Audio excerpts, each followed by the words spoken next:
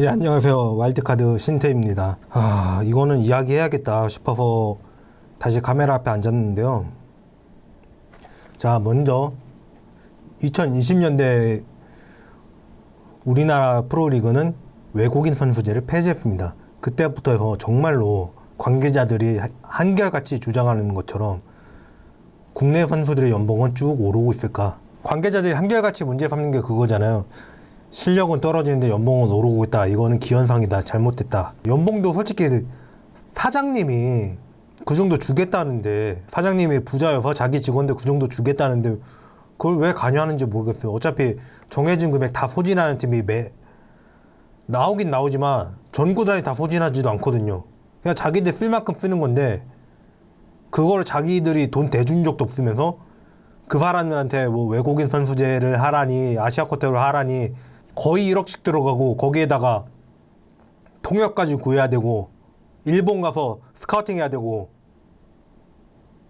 이런 건 하라 그러면서 사장님이 준다는 자기 직원 연봉 가지고 왜 딴지를 걷는지 그거부터 이해를 할 수가 없는데, 일단 그 말대로 선수들의 연봉은 쭉 오르고 있는지 그걸 살펴볼게요. WKBL 셀러리 캡은 2013년에 12억으로 증액을 해서 이걸 2019년 12월 17일 인상이 결정될 때까지 유지했어요. 아직은 외국인 선수 제도가 있었고, 외국인 선수 제도의 폐지는 모두가 알다시피 OK저축은행이 외국인 선수 2명을 고용할 능력이 안 됐기 때문에 대승적으로 각 팀이 전부 다 하나씩만 쓰자 이렇게 합의를 해준 거였고요.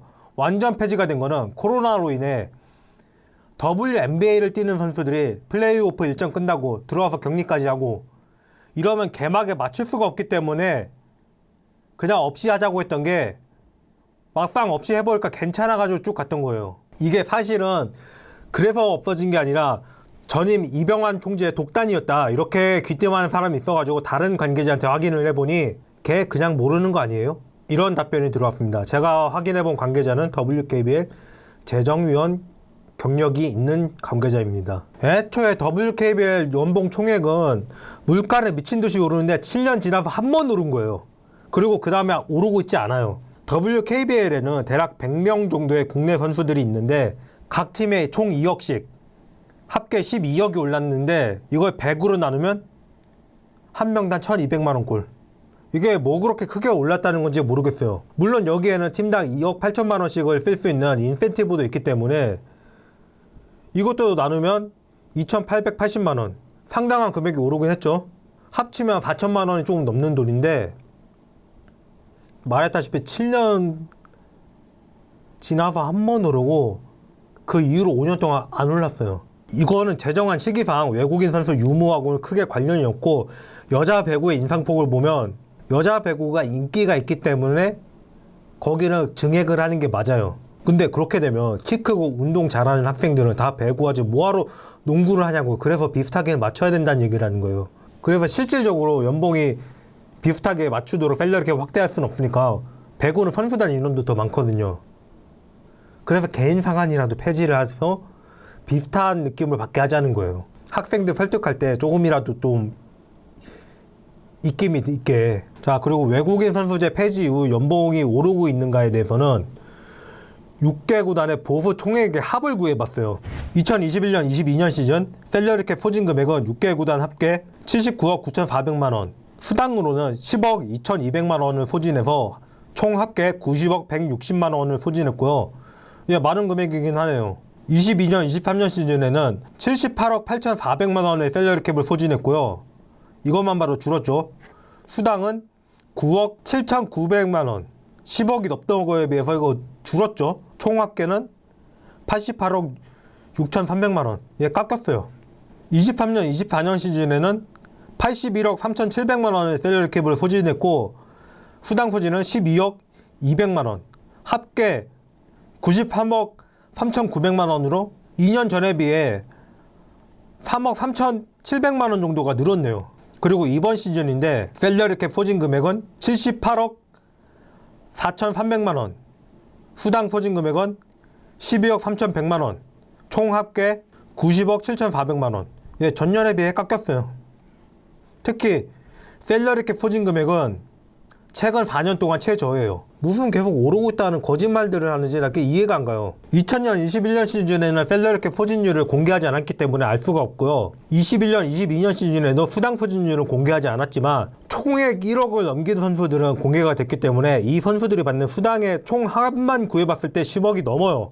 총액 1억이 안 되는 선수 중에서 수당을 받은 선수들이 있다면 이거보다 더 있던 거예요. 셀러리캡 인상 당시에도 셀러리캡의 30% 수준이라면서 수당이 얘기가 됐고요. 그러면은 지금 셀러리캡 기준으로 4억 2천만 원이고 지금 현행 운영하고 있는 2억 8천만 원은 깎인 금액인 거죠.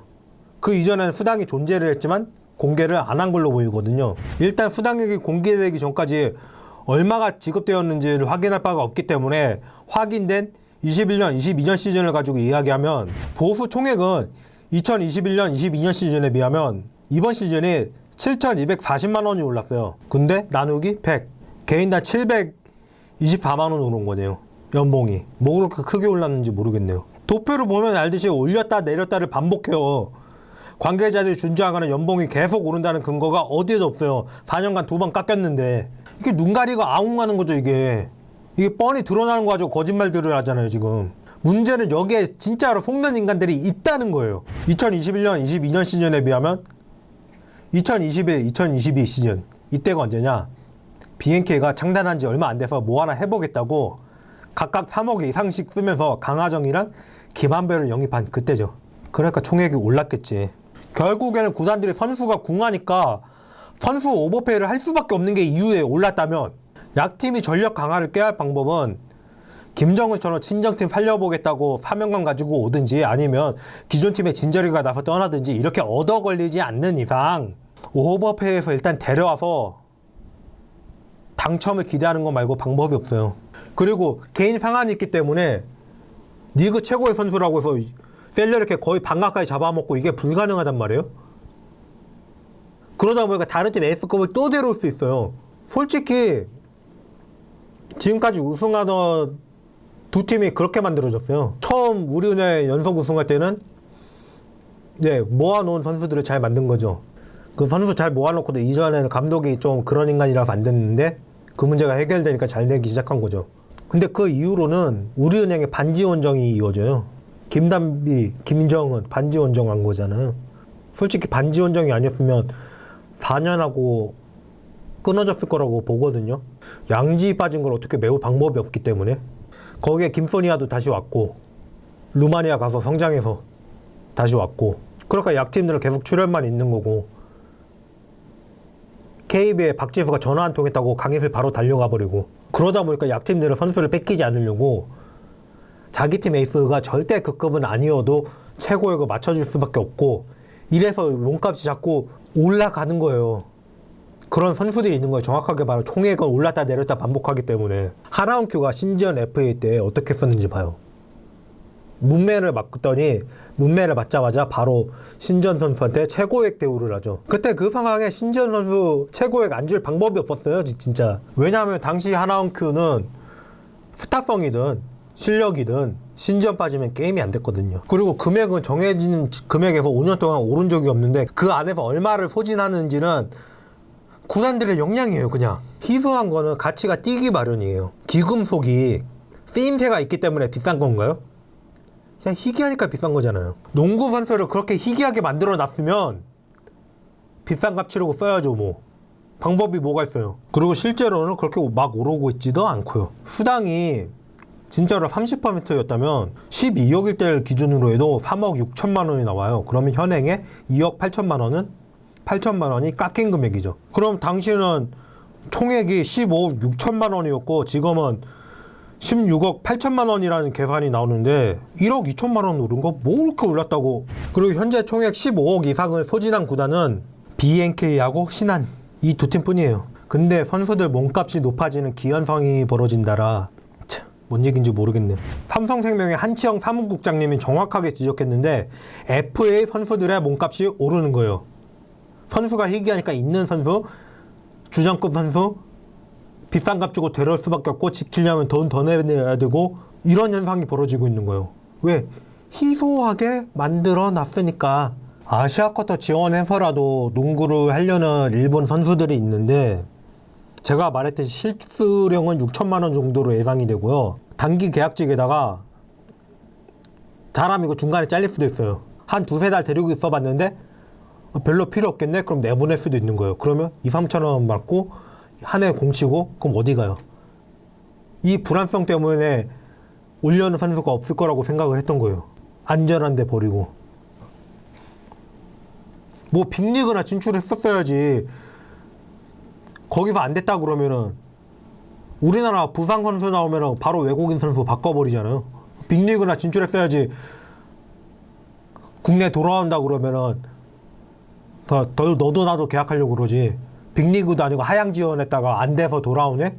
그냥 인생 박살나는 거예요. 그래서 일본의 실력자들도 오길 꺼릴 거라고 생각을 해요. 거기에다가 해외 이동하면서 쓰는 비용, 그리고 가끔 가족들이라도 경기 보러 온다 그러면 항공료에다가 체류비에다가 얼마나 들 것이며, 실력은 있는데 연봉 5천만 원만 준다 그래도 그 자리라도 뛰겠다는 선수들이 바글바글해야지 문제가 해결돼요. 자리는 한정됐는데 사람이 너무 많다면, 경쟁자가 너무 많다면 자기 가격을 깎는 게 생존 전략이거든요.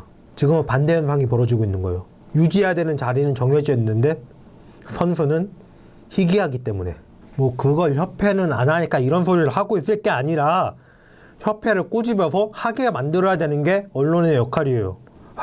아주 저출산 영향들이라고 지랄들을 하는데, 제가 전에도 보였듯이 대한체육회에 등록된 체육 인구는 오히려 늘었고요. 여자 배구도 계속 늘었음을 증명하는 그래프가 제 채널 커뮤니티에 있습니다. 1983년생이 76만 9,155명이 나왔고 이후로는 60만 대가 유지돼요. 그러다가 91년생부터 70만 명을 넘겨서 이게 95년생까지 유지돼요. 자, 1년 차인데 둘 다 70만 대 출생률이 있었고, 94년생 남은 선수 몇 명? 양인영 뺄게요. 95년생이니까. 최희샘, 강희슬, 유승희, 구슬, 김민정 5명은 남아있죠. 95년생 남은 선수 몇 명? 신지연, 박혜미, 김시훈. 그나마도 이 중에 둘은 나갔다 온 선수라서 한 명 있을 뻔했죠. 그리고 드래프트 지원할 당시에도 각각 몇 명 지원? 18명, 8명. 출생률 차이예요, 진짜로? 그때 뭔 일이 있었다고? 94년생 데뷔하자마자 외국인 선수제 부활했다고. 똑같은 소리 몇 번이나 해야 되는 거야. 그리고 그 이후로는 60만 명대를 유지하는데, 진짜 저출생이 이후면 90년대생부터 선수 수가 폭발적으로 증가를 하고 80년대는 그보다 적었어야 되고, 96년생 이후로도 80년대생만큼 정도 숫자는 유지가 돼야 돼요. 출생아가 40만 명대로 깎이는 건 2000년대 넘어서 일이에요. 막내가 몇 년생? 05년생. 근데 저출산이 이유다? 말 같은 소리를 해야지. 정작 선수 숫자가 줄기 시작한 건 90년대생부터고요. 오히려 2000년대생은 출생아가 줄었는데도 선수 숫자는 비슷하게 유지를 해요. 오히려 2000년대 넘어서부터는 오히려 갑자기 전체 고등학생보다 여고부 농구 선수의 비율이 높아져요. 그때 무슨 일이 있었다? 외국인 선수제 폐지가 있었다. 이 차이는 뭘 만든다? 할 만한 직업이다, 아니다를 만든다. 지표에 다 나와 있는데, 진짜. 제가 저번에도 했던 말인데 똑같은 말 다시 할게요. 인간이랑 짐승이랑 차이가 뭔 것 같아요? 문명을 가졌다는 거예요. 문명이라는 건 기록 매체라는 거고, 그 기록 매체를 해서 선대의 유산을 물려받을 수 있기 때문에, 선대의 지식적 유산을, 선대의 경험을 물려받기 때문에, 그래서 인류는 발전한 거고, 그래서 그걸 기록한 역사라는 학문이 인류예요. 역사라는 학문이 없는 분야가 있나요? 미술에도 미술사가 있고, 어떤 분야에도 역사사자가 붙는 학문은 있어요. 그게 그 관련된 학문을 본질적으로 발전시켜 온 거기 때문에 어느 분야에도 역사사자가 붙는 학문이 없는 분야는 없어요. 이 역사라는 것 자체가 바로 인류예요.